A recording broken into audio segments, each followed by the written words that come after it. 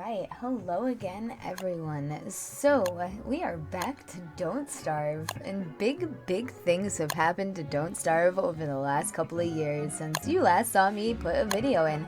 So, I'm going to play Maxwell, and there are no world options at this point, so that's whatever.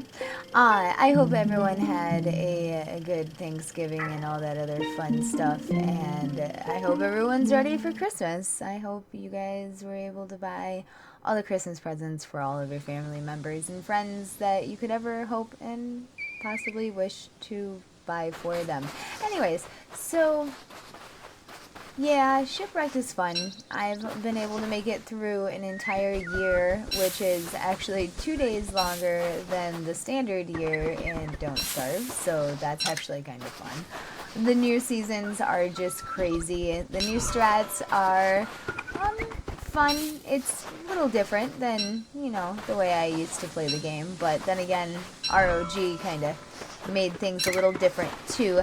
So I always make sure to grab all the sticks, all the twigs, and all the cut grass that I possibly can at the beginning, because that shit's rare, and it's not like in normal Don't Starve where you can just run and go find stuff if you need to, if you know you don't have enough at your base. And it's not really that rot or poop is too hard to find, because I mean it slightly is. Being able to find the oxen are just, I seem to have the shittiest luck with that. I'll get a bunch of the mangrove areas, but they just refuse to spawn. And then by the time I finally do find them, there's usually only like one or two, so I'm like, well, fuck you. Fuck you then, I don't want to deal with the monkeys. Anyways, yeah, the monkeys. The fucking monkeys. Alright, so if you guys are completely brand new, I'm going to try not to spoil too much things, as I just spoiled oxen and monkeys for you. The new crabs are fun. They have the same mechanics as the bunnies. They'll run away from you. You can use the same traps on them as what you always could before, which is really nice. What I like to do is I like to get my entire first start island completely discovered by like the complete end of day 1. So by the time day 2 starts, I really hope that I have my island discovered. Now each starting island is varying in size, so this is only like a guideline to go by, just like all of the Don't Starve Let's Plays or whatever. I don't really think I'm going to make this a Let's Play. I think this first episode I'm going to have it be kind of like a Let's Play where I go around and I just show you what I do. But I think the next few episodes I'm going to do, I'm just going to skip to like the things that you need to do. Like you need to have this by this date, and you need to have this by this date. And like just try and show you like progression type things and like little tips and tricks that might help you survive the different seasons, because different seasons are not really difficult. They're just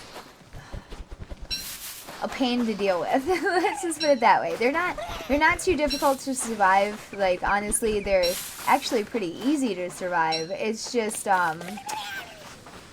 they're grinding. You can't do certain things during certain seasons, and because of that, you get upset because you're like, man, I really need to be able to do this before this next season starts, but you know that you can't, because if you do, you'll probably die. A lot of it is just like making sure that you get what you need to get done before each season starts.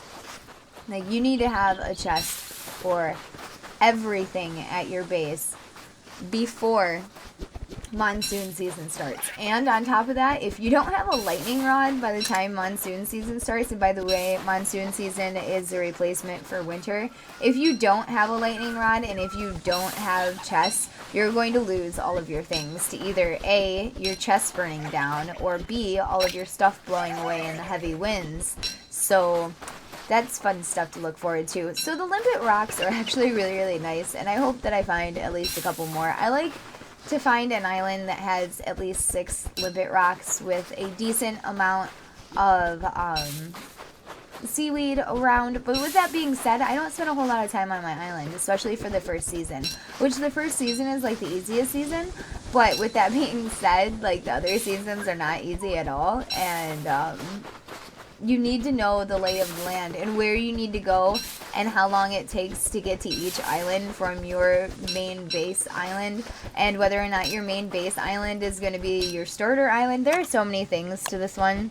It's a lot of fun to play. Hopefully you guys stick with me throughout the entire episode and stuff like that. So the first thing that I like to do, okay, I have a decent amount of flint, so I don't really have to worry too much about having tools and making tools and stuff like that. I don't seem to have any gold stones on my first starting island, which kind of sucks because that means that I have to build a raft and go find an island that has gold on it ASAP, unless I happen to get lucky, which I won't because my luck fucking sucks. But if I happen to get lucky and get some pirate-hatted parrots to drop some gold, but that's probably not gonna happen. So I, have went through and I've gotten most of the grass, and I'm gonna keep getting the rest of the grass. But at this point, I like to try to start getting some vines and stuff before it gets too far into night, because snakes spawn and all that other fun stuff in the jungle. But they're really not that bad. Like, even if you don't kite around them and you just let them hit you, as long as it's not a yellow snake, you should be alright. As long as it's like the normal base snake, because they don't really poison you, they just, damage you a little bit. So you can move the map around, and I know a lot of people don't like moving the map around, so I'm not going to confuse you. But if I was to be playing, like, just not recording and all that other stuff, my map would be, so I'd be flipping my map everywhere. But due to streaming knowledge, I know that a lot of viewers, like, it just drives them nuts to watch the world flip around them. It causes them to lose focus on where I am in the world, and it's too hard for them to, like, watch and, like, try to figure out, well, which way is north now, because she's moved the map 3 times, and now she's moved the map the other way 2 times, so which direction is it really looking now? So I'll try to keep it as flat as possible. I actually have a really fucking big starter island. Most of the starter islands are a little bit smaller than this, because you can definitely get all of the grassy areas discovered before nighttime, and have, like, all the vines and stuff pulled out of them. So you can work at night with a couple of different ways. Even if you have full inventory, you can just drop your stuff and then pick up the next item, and then go back and pick up your whatever you dropped, and you can continue to do that for the nighttime. You can also interchange weapons out and cut down trees, or whatever it is that you need to do during the nighttime. Just make sure that you don't go longer than about 7 seconds. Usually, like, I go about 6 swings. So, like, if you're cutting down a tree, 6 swings, then flip back to your torch real quick, then back to your tool, and continue to swing 6 more times, and then you should be alright.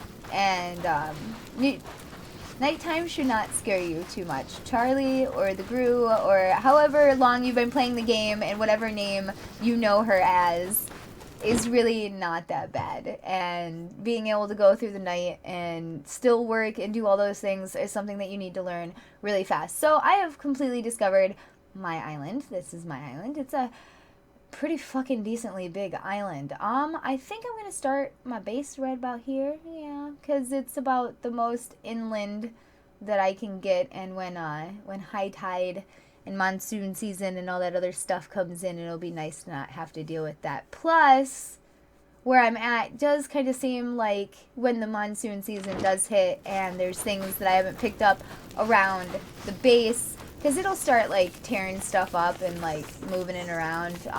Like, vines that you haven't cut down, it'll just break the vines down, and you'll just see vines flutter past you in the middle of monsoon. So being in, like, the center of the base is actually a really nice place to set up, because then you can usually try to grab things as they're flowing past you, which is actually really nice. So what I like to do is, because it's not monsoon season, I'm just going to drop all my shit on the ground. Things that I don't need, get my inventory around, because it is day 2 and I need to make a raft ASAP, because I have no gold, so I can't make a rowboat, but that's fine.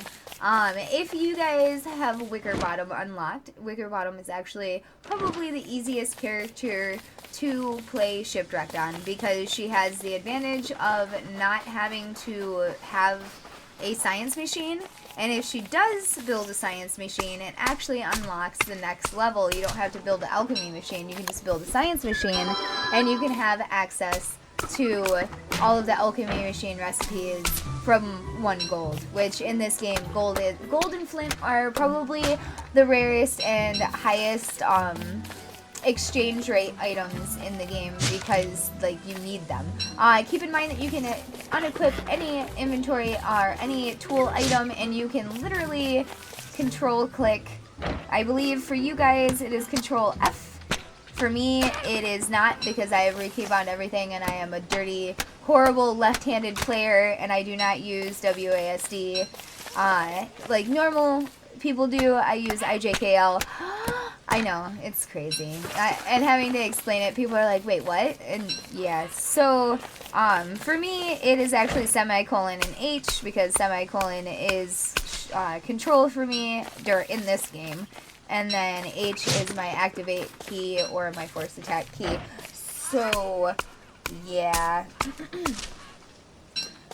I'm going to finish clearing out the rest of these vines, and then we are probably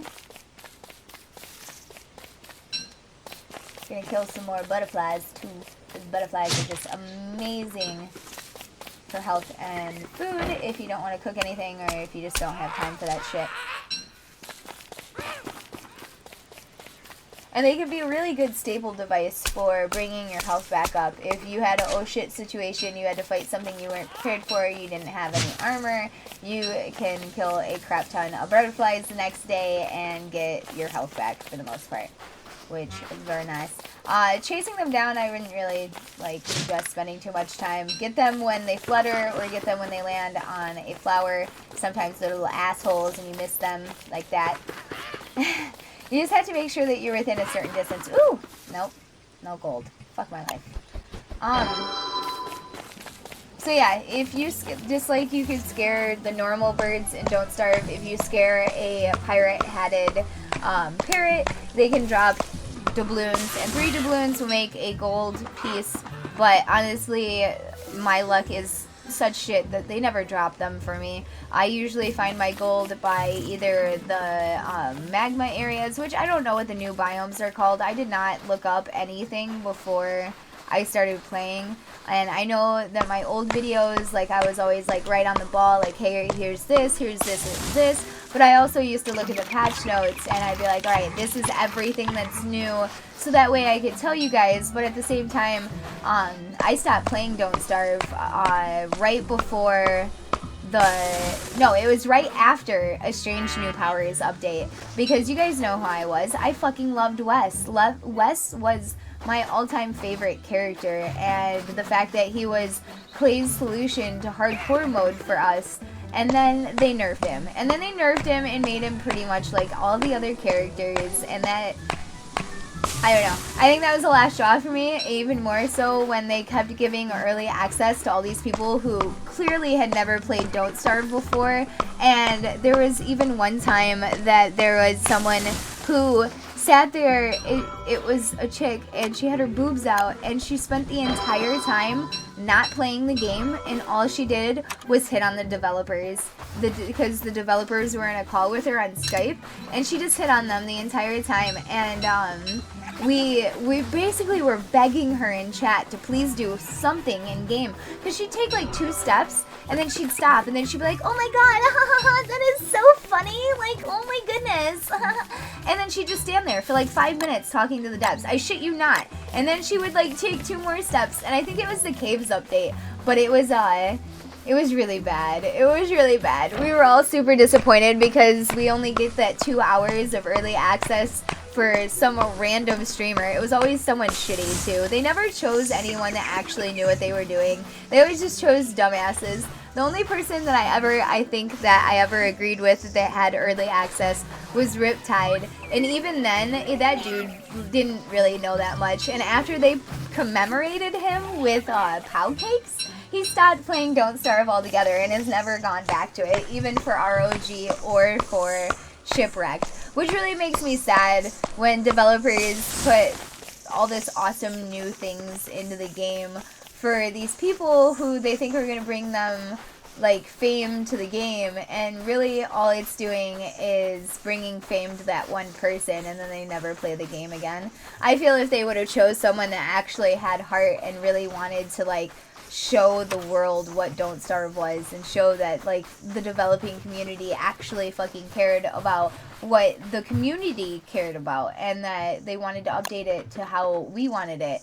And yeah, I mean, Clay has always stood true to that. The fact that Shipwrecked was supposed to be a standalone game, but instead, the community complained. They're like, we don't want to pay another $15 to $25 for another game.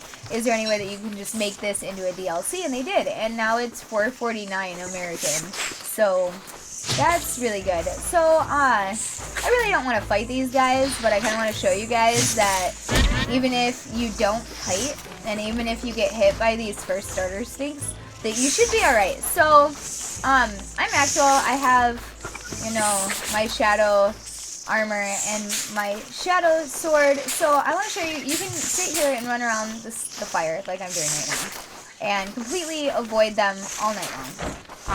But if you don't want to do that, if you want to fight, and you don't know how to kite, you can still fight them off completely. See, so I just stood there. I didn't try to kite or anything.